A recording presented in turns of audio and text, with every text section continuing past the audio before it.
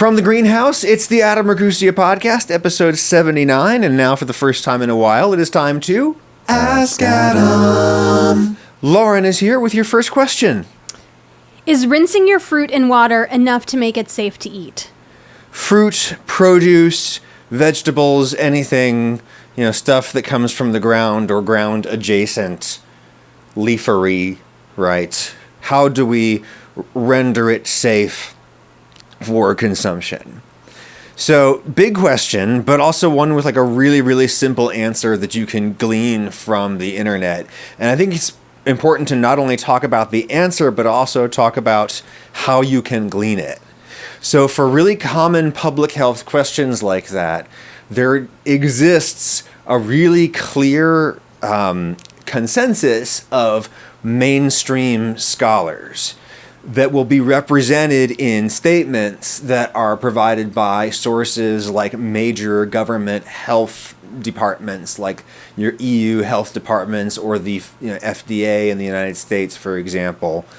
And those position papers will be represented in things that do tend to be kind of top Google searches, either from the source directly or more commonly from like a secondary source that has just paid for a lot of Google magic to make sure that their thing comes up first. But really what it is it's a quote unquote interview with an FDA official who's giving the mainstream standard scholarly view on this very common public health question.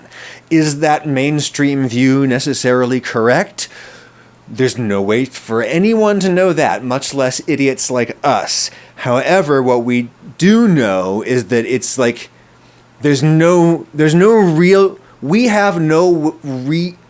people like you and I have no logical reason to think that there's any better wisdom available on this particular point. Sound good? Do you think I've set up that ball enough to actually take a swing at it now? Sure. Thanks. You're the best. I feel like this is weird because you're looking at the camera and I'm looking at you. It's podcast first and foremost, okay? This is all right. So you make it sound good, okay? The video is just for the people who insist on doing the video thing and enjoy the program on home video where they can see that I am framing my emotional support fish over my shoulder. Okay? So when I ask you the other questions, are you going to look at me? Are you going to talk to me? Dude, I think just it's like we're talking on the phone, Think about it that way, right? We've done that before. We've been together many years. We used to talk on the phone all the time. I just feel weird. Weird that there's ever been a camera on me when we talk on the phone. Dude, you just chill out. You put your eye line anywhere you want to put it, but focus on the pod, okay? Pod is what we make. Pod is what we're here to sell. It's almost like I'm new here. Help me spin pod. Okay. Now take a swing. Okay, so the mainstream view on this question is just use water. And just use plain, room temperature, coolish, warmish, whatever, normal, comfortable temperature water is by far the best thing to do for cleaning produce for human consumption. Rinse under the tap. Rinse and scrub if necessary. Have some kind of reasonably gentle scrubby for getting stuff off, right? But that and water is the way to go. For sure. That is clearly what everyone who knows what they're talking about and is not trying to sell a product will say. So when I'm doing an apple, if I rinse the apple under the tap and then I dry it off on a towel, are we good? Yes. Okay. Yeah. So that might lead one to question, well, if that's what the smarty pantses say, then does that mean that soap is BS? Does that mean that non-soap based cleaners like enzymatic type cleaners, veggie wash, whatever, does that mean all of that is BS? And the answer is no, not necessarily, right? Or not in theory, but potentially, yeah, in practice, okay? Mm-hmm. Soap actually does a whole lot to both sort of release sticky things, to get residues off of stuff that you're planning to eat. It does a lot to do that, and it does a lot to also disrupt pathogenic microorganisms on the microbiological level, bursting their cell membranes and such, right? Mm. So soap does a lot of valuable things, for sure. No one questions that. And I'm sure these like, green enzymatic more based products, I'm sure they have studies showing that their products do the same thing. Maybe not quite as well, but whatever. It's natural. I don't know. Who knows? But the reason that the Smarty Pantses say just use water is that it's important to remember that with foodborne infections and really all kinds of infections, we got to remember that like the dose matters. Mm-hmm. Dose matters a lot. Okay, it's not just like, oh, you get exposed to one molecule of this one pathogenic microorganism, and oh, you're going to be sick in the bathroom for the next week, right? That's not necessarily how it works. Dosage really matters, and so how that factors into cleaning is that it tells us that like what we need to do is do just like the gross work, get the crud off, right? The slime. The residue. Actual dirt. Yeah. You know what I'm talking about? Yeah. Yeah. Well, because like listeria lives in dirt, and so you want to remove the dirt from your fruits and vegetables. Right. Yeah, and a lot of other things like a lot of the kind of animal poop pathogens. Those ones that, unfortunately, nowadays there's a lot of documented cases of people getting those from produce. Even if you're a vegetarian, even if you're only eating fresh melons or whatever, you're getting these salmonella or E. coli, those kinds of infections, because unfortunately a lot of water from animal agriculture is running off onto other crops and they get contaminated. And that's something that is legitimate and something that people really do need to worry about, right?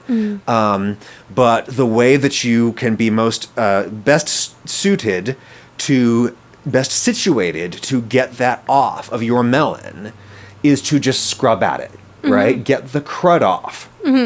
Just whatever is on the surface. Water is this incredible solvent, the universal solvent. It's going to dissolve so much stuff that's stuck to that top layer of that melon, So just scrub at it with water, right? And that's what you can do to best protect yourself. It's not that soap wouldn't assist that. It actually would. But there's two problems with soap.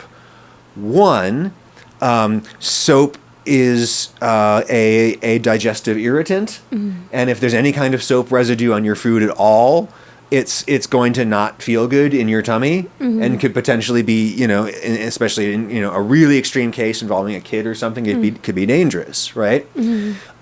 And unlike when you're washing your hands with soap, it's hard to really know when you have really cleared the soapy residue off of an object. That isn't a part of you. You know what I'm talking about? Yeah. Right. And indeed, they know from research that one of the reasons why washing your hands with soap is so good and so effective is that it puts a residue on your hands that you then must get off through agitation, right? Through like scrubbing. Right. And it encourages you to do what really does the thing that's most effective to cleaning you off, is just scrubbing the stuff off under the universal solvent water. You know what I'm talking about?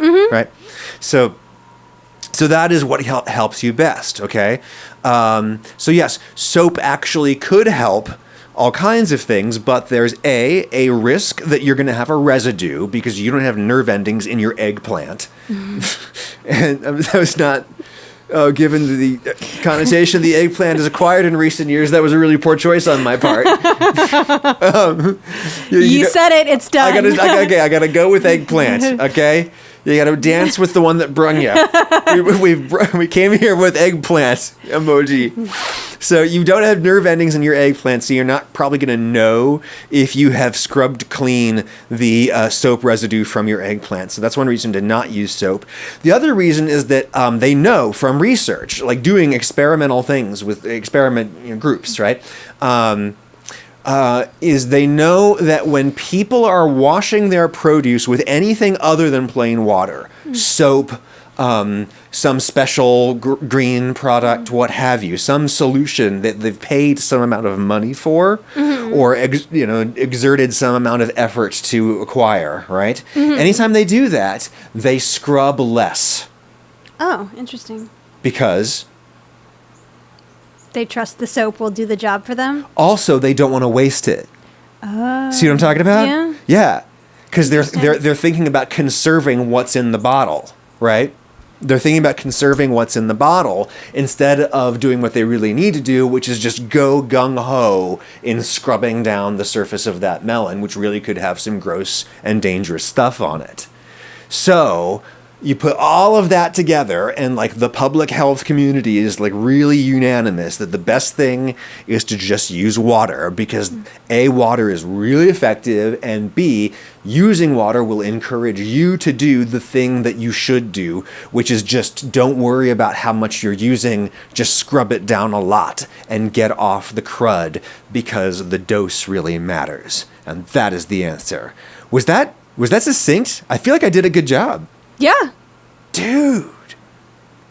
Okay, now you have to talk to me instead of the camera. Okay, I can do that. It just feels so weird. Dude, see, you got to think about it. It's like there's you over here, and then there's our friends up here. Yeah. And I go from one eye line to the other. That's fine. Because there's you, and there's our friends. Okay. There's you, and there's our friends. I don't know if I'm going to have the energy to like do the funny edit that you would obviously do here. Because one reason I should say that Lauren is here doing some fun Ask Adam stuff with us, because as people know, I've been having sort of a difficult time lately, and I had a really sort of difficult, just a busy week, because we had to do a trip that was very heavy on dad duties for me. I had a very heavy dad duty week, and I am just like hanging by a thread in terms of my ability to do like work.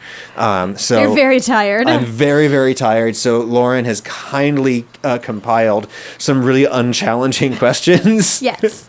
Right? I swear to God, I'm all about like subjecting myself to your scrutiny, dear viewer and listener, but like just not tonight. Like, I can't do it tonight. All right, hit me. Since you went to school for music, is there a not so well-known composer that you particularly enjoy and can recommend? Wow, sure.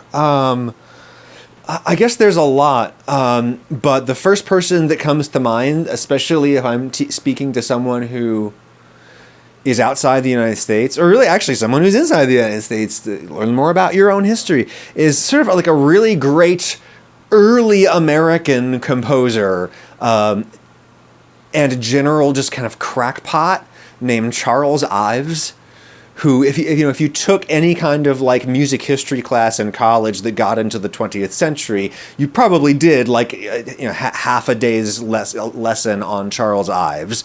Probably had 2 questions on an exam about Charles Ives, but he was this sort of kind of kooky 19th century Northeast American gentleman who was an insurance company executive, and a very successful one in Connecticut. Like made a lot of bank during the day. I don't know who Charles Ives is, so you can talk to me on this one.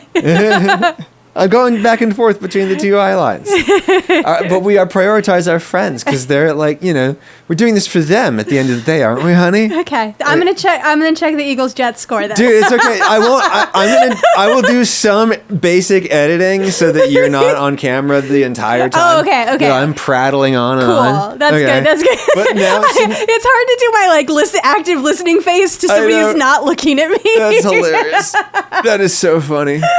Also, Hey. we forgot to turn off the heater. Oh, dude, that's hilarious. Do you Actually, need- you know what? I think it's going to sound fine. Okay. So I am running a heater in the greenhouse. And honestly, let's let this be the test to Okay. see how terrible this sounds. Because I actually think it's going to be not terribly obtrusive. And if it's not terribly obtrusive, it'll be good to know that now. And So not, that when winter comes. yeah, when we're trying to do this on some really cold ass day, and we're Yeah. like, oh, should we do it or not? Okay, let's just like Okay. keep the trigger Let it pulled. ride. Let it ride, one Okay. might say. Now, your punishment for derailing me there Sorry. is to get me back on, because I have Charles no Ives. idea what we were talking about. Charles Ives. Ives.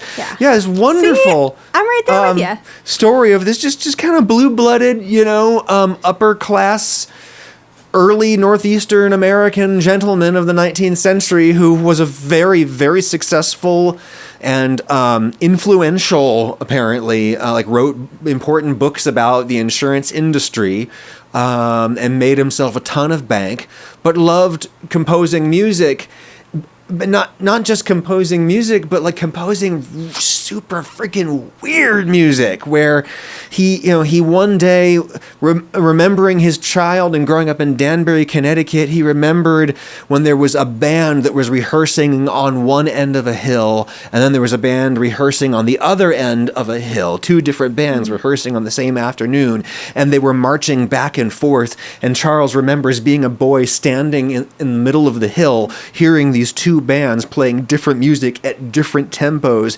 phasing by him as they move at different rates, causing a slight Doppler effect and stuff to the young boy's ears, right? And thinking like, wow, I guess I could really write a piece for orchestra that would recreate that effect.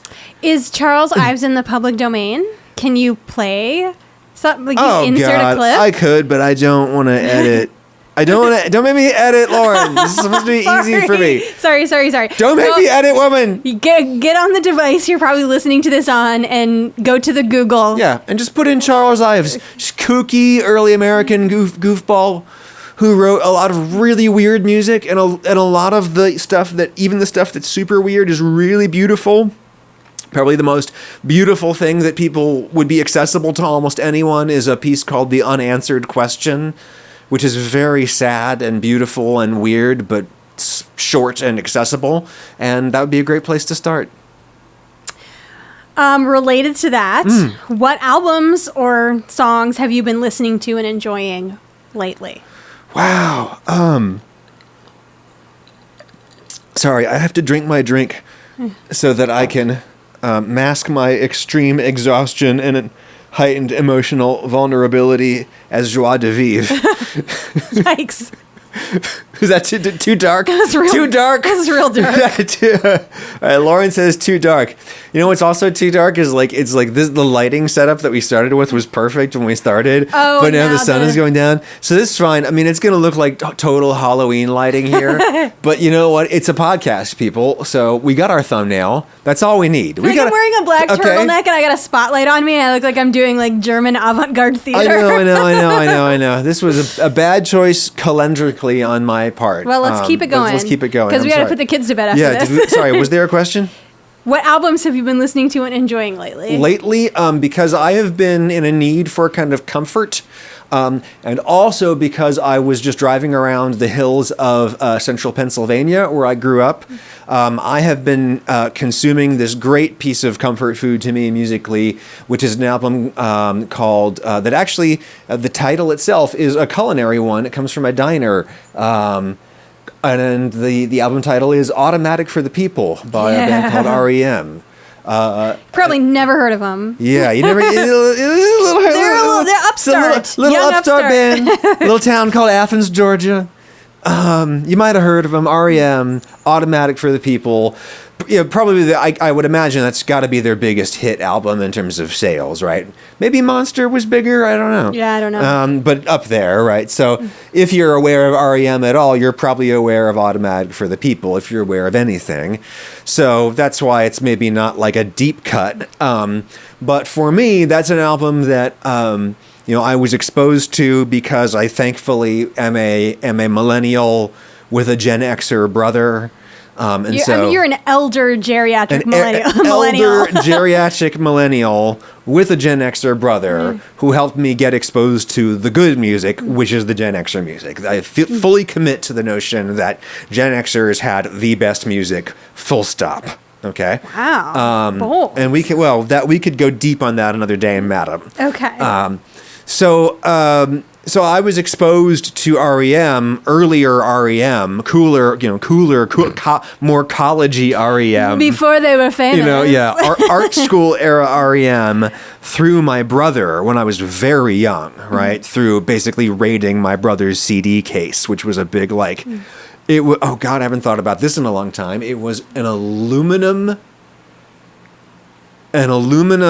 case. You know, there's kind of like semi-novelty decorative cases that candy comes in that are made of aluminum. What do you call those? Tins? Yeah. Tins, right? Yeah. Okay. So it's like a commemorative popcorn tin, or what's the caramel corn? The commercial caramel corn brand? Garrett's? That's the Chicago one. I don't know, one of those, right? Yeah. And it was like a commemorative bin of that my guess is had been a gift that he had gotten from my parents. He kept his CDs in a popcorn tin? I think it was something that like he got when we were younger Not kids. one of those like, is it raining?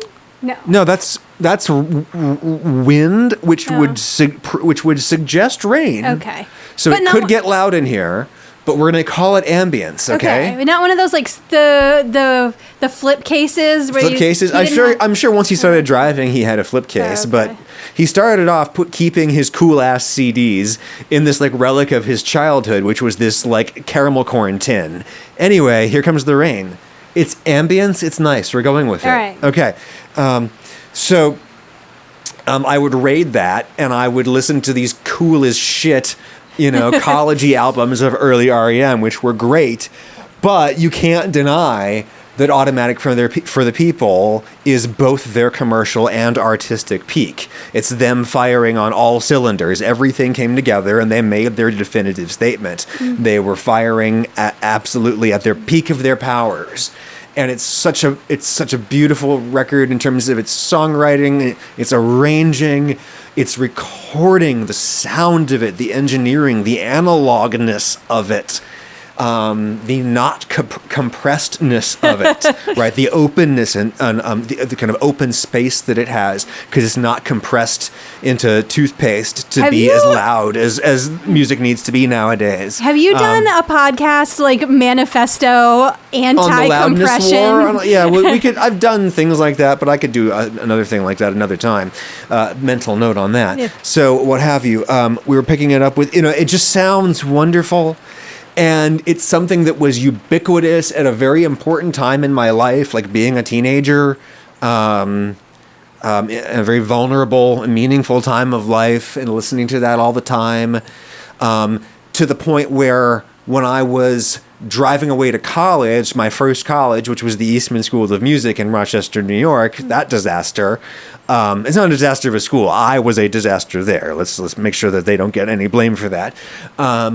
To the point where when I was driving up those mountain interstates to get to school, and I needed comfort then, something that was nostalgic and familiar, I listened to Automatic for the People, right? So it was nostalgic to me when I was 18, which means, like, imagine how nostalgic it is to me now. You follow, right? Uh-huh. So to me, it's just this, luxuriant comfort food, and I will love it forever.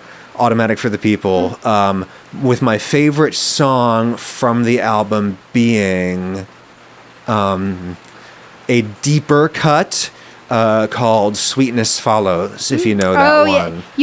Yeah. We listened to that in the car recently. Mm-hmm. Love that song. I love the sort of like partnership that you and I have, that like you're like right there, freaking Johnny on the spot with these questions. And like you're like looking at the pacing, you're thinking about the rain. I know what you're doing. You're thinking here. about the light. What am I doing? You don't know what I'm doing. I know what you're doing here. Come on. Show the people how close our minds are linked. You're doing a sponsor transition. I'm doing a sponsor transition. I knew it. Oh man, I was like, he's singing so sweet. You son of a bitch. Fold again. You son of a bitch. I'm not a dewy young thing anymore. You can't get that by me, sir. All right, don't lose the transition. Don't lose the transition. Let's clear my throat before I do this for reals. Oh, dear. My wife is the greatest partner I could ever ask for, both in life and in business. If you're looking for a partner, I can't promise that you'll do as well with Indeed as I did with Lauren, but if you're looking for a great employee, I can promise you'll do no better finding that employee than with Indeed, sponsor of this episode of the podcast program. Bless it. Bless it? Did I do it? I did it. Did it. Indeed is the hiring platform where you can attract, interview, and hire all in one place.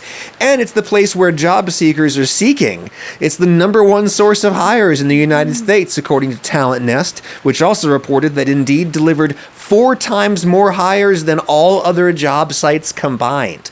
ComScore reports that 81% of U.S. job seekers are searching Indeed every month. So, Indeed is where you need to be, and it's the only place you need to be. You need not bounce around a million job boards. And what's better, Indeed offers a streamlined system for matching and actually landing the candidates.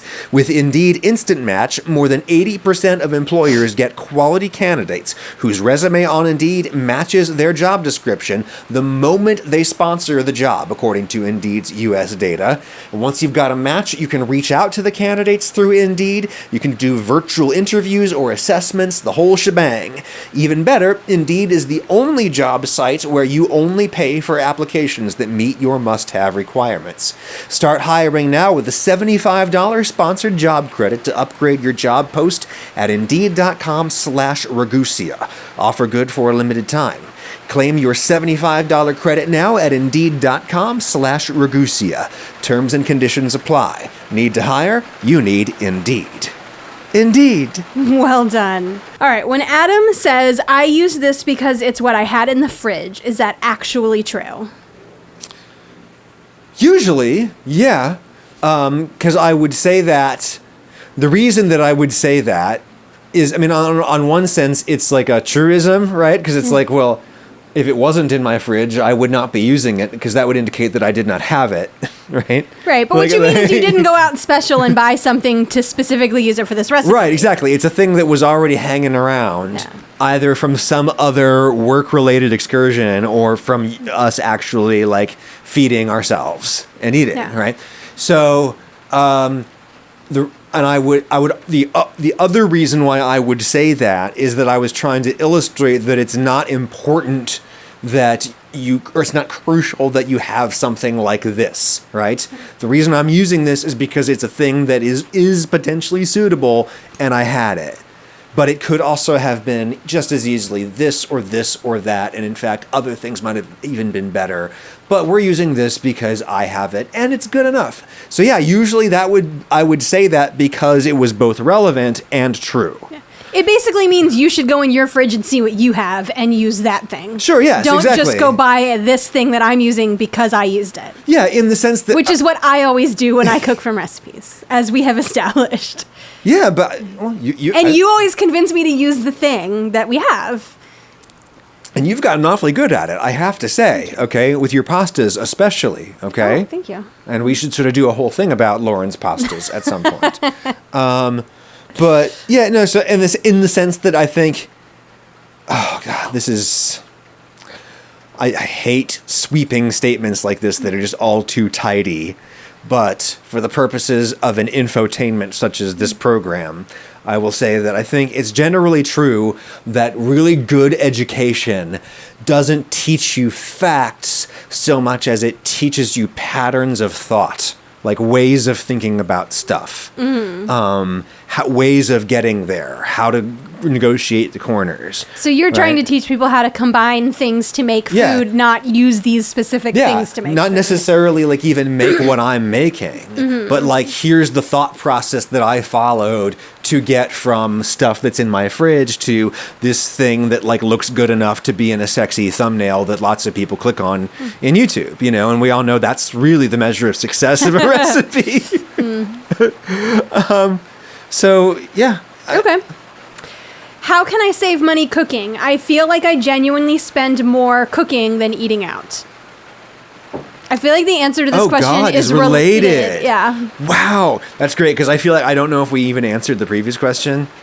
So like maybe we can kind of accidentally also answer it now. Okay. We did? Yeah. Well, you're good. Thanks. Good. This rain is like, it might be super annoying to some people, but right now I'm finding it like lovely. Pleasant and evocative. It's very soothing. Hell. Yeah, I love it. Can I just say... Yes. Nobody tunes in to hear what I have to say, but... Dude, you have a following. There's a cadre. There's a subset. I want to answer this question because I felt the same way when I first started trying to cook.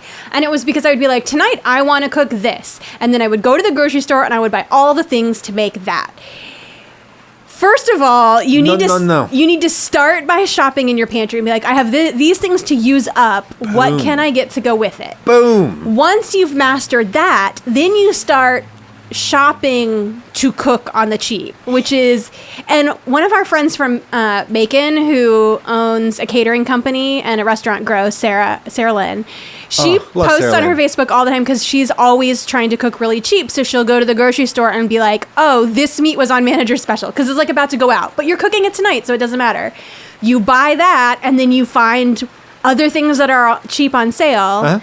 You buy those and you figure out a way to combine them. You have to like let go of cooking from recipes and and you do what Adam said, which is like, what do I have? How can I combine that to make it good? And that's how you save money. Or if you're really cooking from a recipe, you do it knowing that this is something that isn't necessarily going to save you money at all, but it's a practice run that's going to get you started, right? Or if it's an investment in your ability to cook stuff in the future. Or you're buying the things and you're going to cook a huge portion of it that you can freeze and eat off of for a while. Oh, absolutely. Or, you know, for sure. Yeah, exactly.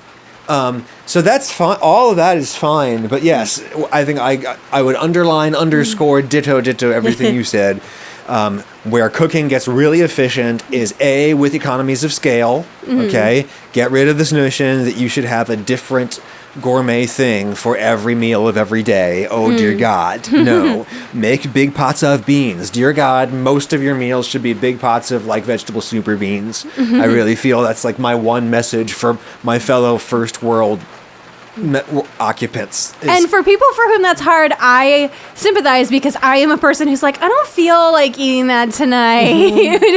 But if you get used to it. Yeah, if you want to save money, you kind of have to cook the thing and then commit to eating it. So do that. So go for economies of scale. And then also, yes, shop in your pantry. Get creative. Look at what you already have. Look at what's free outside. I'm on this big foraging jag lately, you know.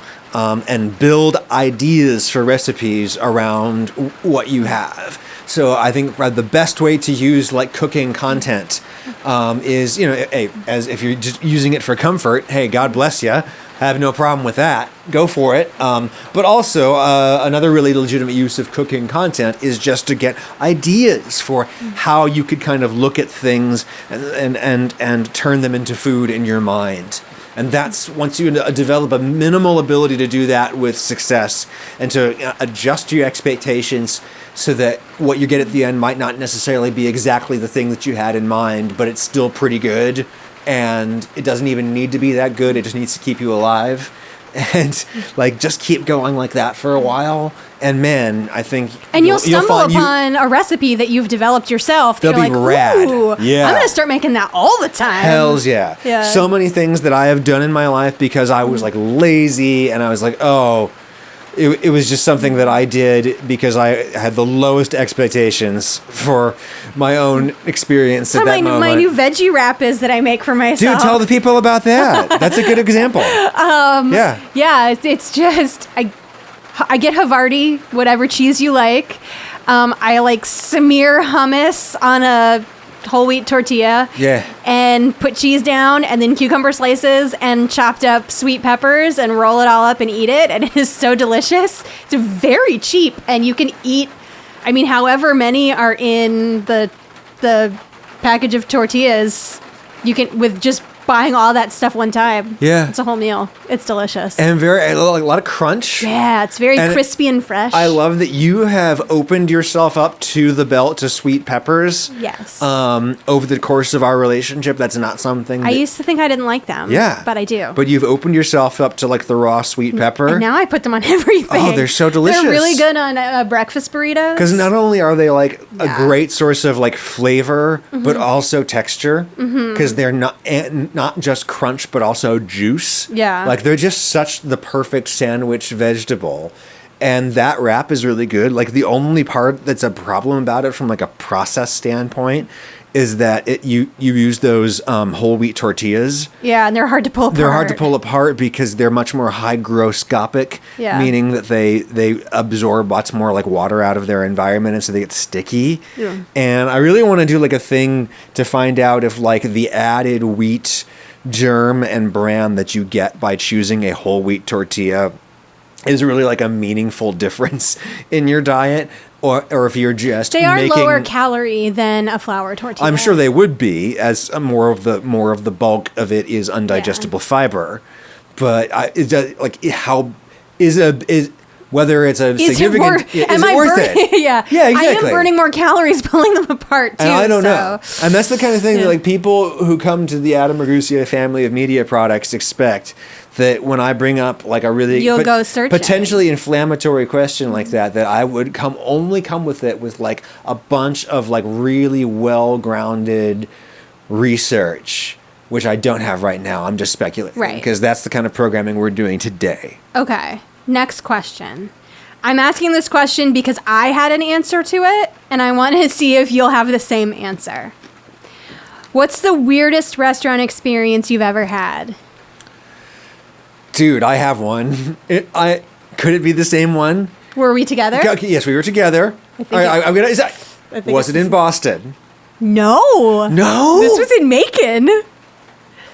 And I won't name the restaurant because it's very small. Oh, God, that one. Now you remember? Oh, Jesus. All right. That was the worst meal on so many levels. Okay. All right.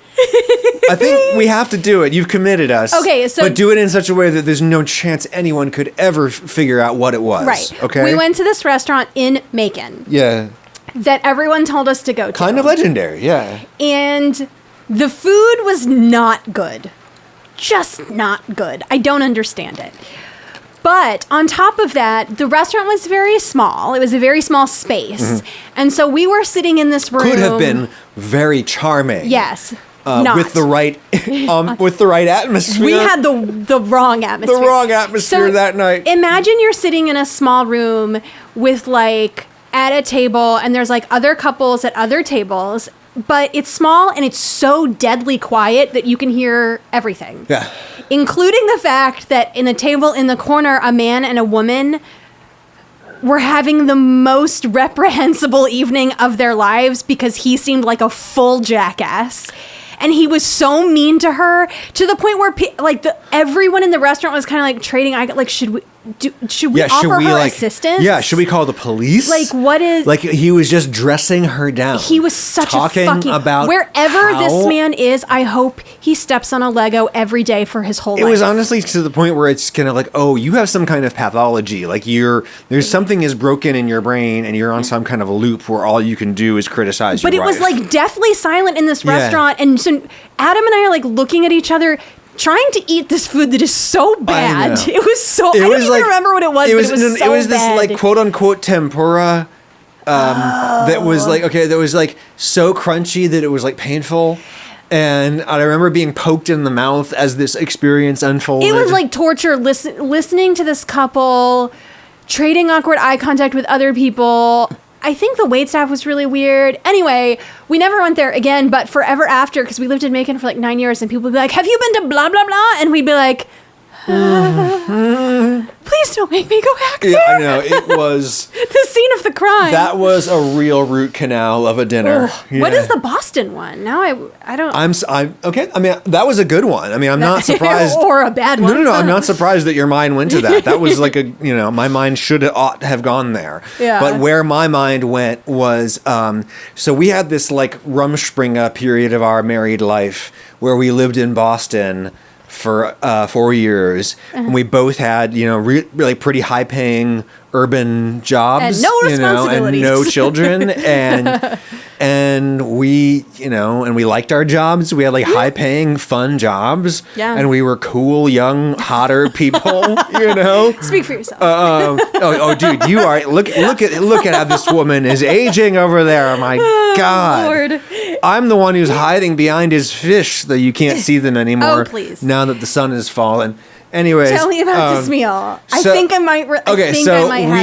We were just starting to realize how much money we had, that we could really relax and have fun and go out and have nice dinners. And so early on in the realization of that process, we went to this fancy French place that was close to where we lived, right off of Boston Common. It was this fancy French place, and we went there.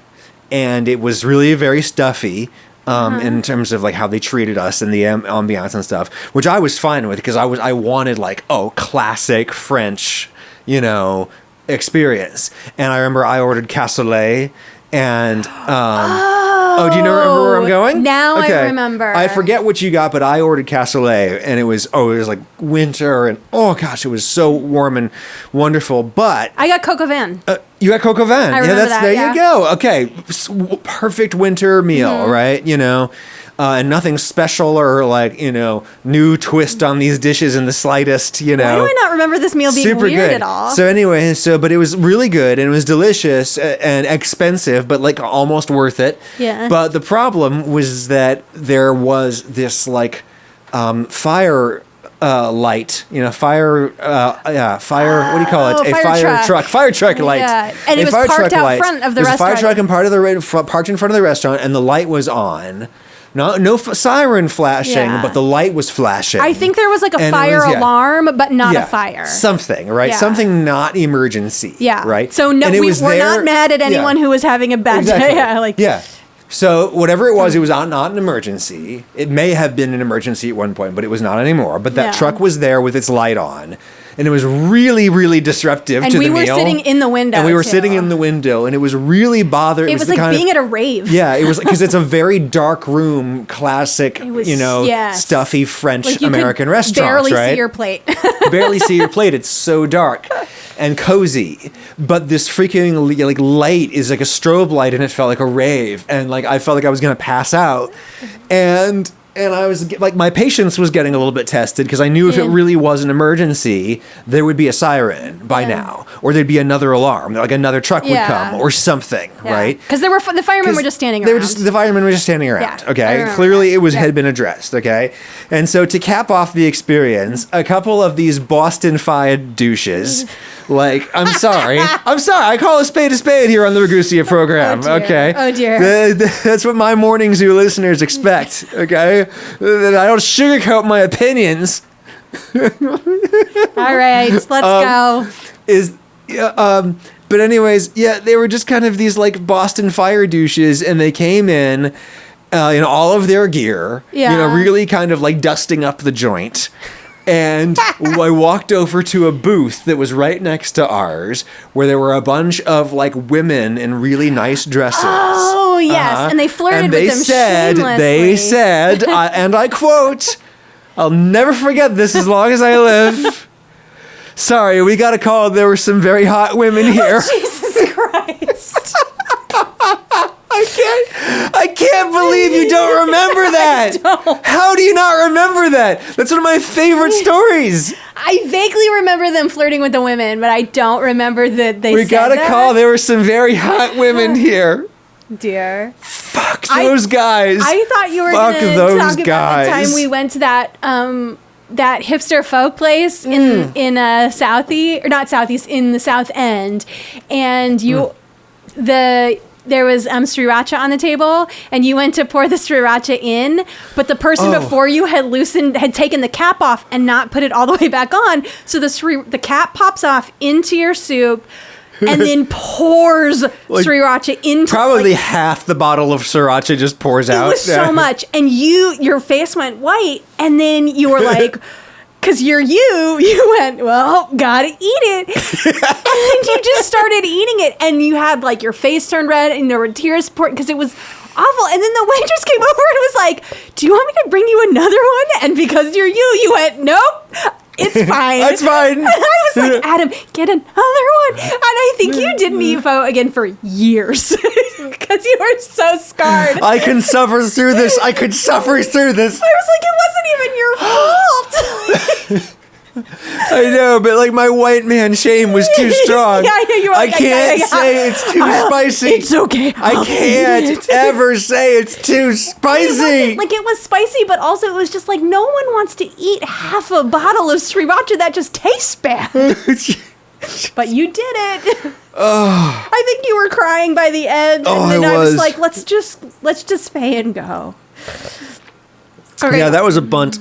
But we have to like remember, most of our like meals during this rumspringa of our pre-children married life were absolutely delightful, and we had a blast. Oh my God, yeah. 10 tables? 10 tables in Jamaica Plain. Oh, loved that place. What a place. And Sportello. We went there all the time. Although I don't know what's going on with her empire, but whatever. Yeah. That was a good place, Sportello. Yeah, that place was good. Remember when we went, you took me to Number 9 Park for my birthday? Number 9 Park for your birthday. And I ate sweetbreads, and I was like, oh, they taste like the inside of a chicken nugget. That's what everybody always says. My recollection of eating at Number 9 Park was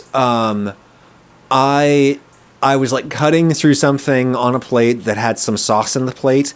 And so when I was cutting, I accidentally splashed a little sauce onto me. Yes. Right? And this waitress who must have been our age, maybe even older than us, right? And I'm like, I'm still at this age where, like, the notion that anyone else would treat me as being anything important or anything other than subservient is really weird. We felt like kids playing at being grown-ups in these restaurants. Well said. And so this, like, I just felt like a total fake. Dress shirts have never fit me. I have a weird body. Dress shirts have always just, like, rumpled on me in weird ways. I looked terrible. No, you didn't. Even when I looked pretty good, I looked terrible. Anyways. But they came over and fixed it, cleaned you. Yeah, so anyways, like this young woman who looked really together. Well, because all the wait staff at those places are like professional, and like this person who's just like, yeah, I'm a waitress. I make more money than the lawyer that eats here, right? She had that kind of vibe. And anyway, so I splashed some sauce on myself, and she came over with like some soda water in this like beautiful glass container and a clean white linen napkin. Yeah. And she said, I saw we had a little splash. And I was like, ooh, we did have a little splash. Wow. Okay, we have 5 minutes. Okay. Let's do one more. I've got 2 quick fires. Oh, 2 quick fires? Hit me. Wait, maybe just one. Okay. Yeah, just one. Favorite Star Trek episode, and then I have one more question. Oh, okay. Darmok and Gillard at Tanagra. Is that the one with the Borg? No. Oh. That's just I know from the song. No, that's the one. I don't even actually know if that's what the episode is called. I think the episode might actually just be called Darmok. Okay. But if you just put Star Trek and Darmok, any spelling of those sounds, you're going to get this episode. But it's this legendary episode of Star Trek: The Next Generation where they encounter a race of people who they're able to understand. They have this storytelling convenience in the Star Trek universe where they have this thing called the Universal Translator that does exactly what it sounds like, right? This delightful little storytelling convenience. But what this episode raised is the possibility that maybe the Universal Translator works. We know what the other guy is saying, but like we don't get the words that they're saying. Like just their basic way of communicating is super different from ours, and that's what's going on here. And it's so it's this race that communicates purely through metaphor by citing example from cultural lore. So they'll say like Darmok and Gillard at Tanagra, which is a story from their ancient lore, and they're saying, this is a situation like that, therefore hand me that torque wrench or whatever. Right? I love this because the question was nerdy and the answer is nerdier. I know. I'm not even done yet, sister. Oh dear. I'm not even done yet, sister. Well, you got to leave time for my last question. Okay, I will. I bet I can get there. So anyways, so it's this absolutely delightful episode that was written by Joe Menosky, who is kind of the most interesting of the Star Trek writers, because prior to being a Star Trek writer, what was his job? He was one of the first science editors for NPR.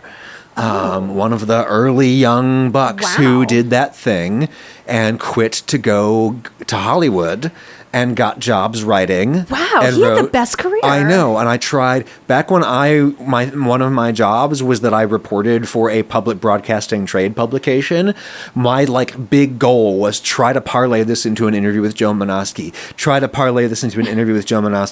To the point where I had narrowed down 2 potential addresses for where Joe Menosky might live in the United States. Oh dear. And one of them was one of my potentials was this place in Phoenix, and I was at this public broadcasting conference in Phoenix, I legit took public transportation in Phoenix, which is difficult enough on its own right, to this man's house to see if that was Joe Menosky who wrote the Star Trek episode that I love. And I don't know because nobody answered, and that's the end of that story.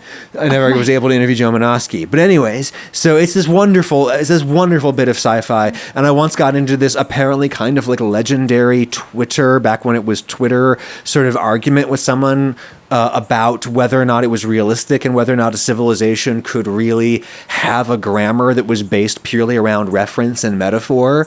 And basically my argument was, of course you could, even if you didn't know what the metaphors meant, it doesn't matter. We use metaphors all the time, or we have no idea what they mean or where they're from. That's all of TikTok speak. Yeah, exactly. Point. It's all references. You don't know what it's referencing to know how to use it, you know? Wow. Exactly. Yeah. So it's sort of this kind of like, it was this thing that back when, remember, was it Storify, a way that you could preserve Twitter threads? Yeah. There was kind of like a very popular Storify that I had from early in my social media days, where I had a great debate about whether or not this episode was realistic, and it's one of my favorites. So yeah, Darmok from Next Generation, 100%. We have 1 minute. Can we do it? Do it. What does Adam think of the Taylor Travis romance? Oh, Someone else asked. I am so happy for them. I think it's great. I think, as many have observed, it's nice that she gets a man, a bigger size model. Seems like might suit her at this stage in her development. She is tall girl. She gets large boy. She gets large boy, and that seems like a promising start and a great place to start. And also, you never want to hear about it from me again. Where they end up is their business, and yes, I never want to hear about it again. Thank you all for listening and tolerating this more off-the-cuff style of programming. There may be more of it for the time being. That's okay. I've still got mine here, and I'm wrapping up the show, and I'm going to say, make good choices, and I'll talk to you next time. Bye-bye.